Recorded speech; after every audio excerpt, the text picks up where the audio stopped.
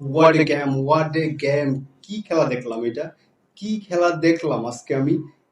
আজকে যখন বাংলাদেশ এবং ইন্ডিয়ার সেমিফাইনাল এই ম্যাচটা শুরু হবে, তখন থেকে শুরু করে আমি সম্পূর্ণ খেলা দেখছি। একটা সময়ের জন্য আমি চোখ ফেরাতে পারি নাই। এত ভালো একটা গেম হয়েছে আমার লাইফে। মনে হয় এত মোমেন্টাম চেঞ্জ বা এত সুন্দর, এত ভালো খেলা, ক্রিকেট খেলা আমি কখনো দেখি নাই। মানে এই খেলাটার ভিতর থেকে চোখ সরানো যাচ্ছিল না।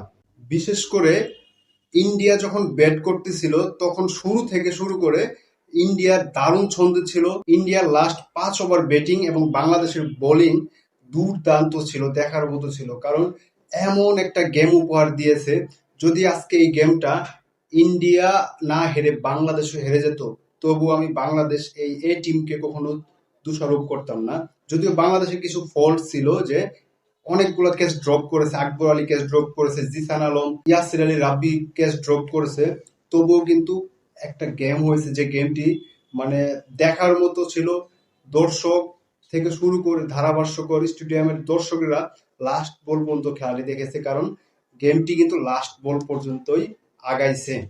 এই সম্পূর্ণ গেমটার কথা যদি আমি একটু সুন্দর করে বিশ্লেষণ করি, তাহলে অবশ্যই আপনারা দেখতে পাবেন যে এখানে ইন্টারেস্টিং কিছু মোমেন্ট আছে বাংলাদেশ ইন্ডিয়ার এই খেলার ভিতরে। বাংলাদেশ ইন্ডিয়া টস করতে নামে, বাংলাদেশ ব্যাটিং এর সিদ্ধান্ত নেয়। বাংলাদেশ ব্যাটিং করতে নেমে বাংলাদেশ শুরুটা দুর্দান্ত করে 4 ওভারে 43 রান করে এবং পাওয়ার প্লেতে 1 উইকেট হারিয়ে 49 রান করে বাংলাদেশ 11 ওভারে রান করে হলো 100।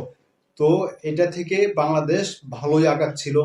তারপরে মাঝখানে 11 থেকে 15 ওভার পর্যন্ত এই 4 ওভারে রান তুলে মাত্র 25 রান এবং সাথে উইকেট হারায় হলো 5টা। 5 উইকেটের উপর যখন বাংলাদেশের রান 16 ওভারে 130, তখন আমি সত্যি কথা খেলা দেখবো না করে উঠে যাচ্ছিলাম। তারপরে মেহেরাব হোসেন নামলো এবং মাহাদিল হাসান অঙ্কন নামলো। অঙ্কন নামার পর আউট গেল, তারপর ইয়াসির আলী রাব্বি ক্রিজে আসলো। 9 বলে 17 রানের একটা দুর্দান্ত ইনিংস খেলে, যদিও এই ইনিংসটা খুব দরকার ছিল। আর অন্যদিকে মেহেরাব গত ম্যাচটায় শ্রীলঙ্কার সাথে ব্যাটে বল কানেক্ট করতে পারতেছিল না, সেই মেহেরাব 18 বলে 48টা রান করে, এর মধ্যে 6টা ছক্কাই ছিল। ইন্ডিয়ান বোলারদের কি বিধম পিটাইছে মেহেরাব, সেটা যারা খেলাটা মিস করেছেন তারা খেলাটা হাইলাইট দেখে নেবেন।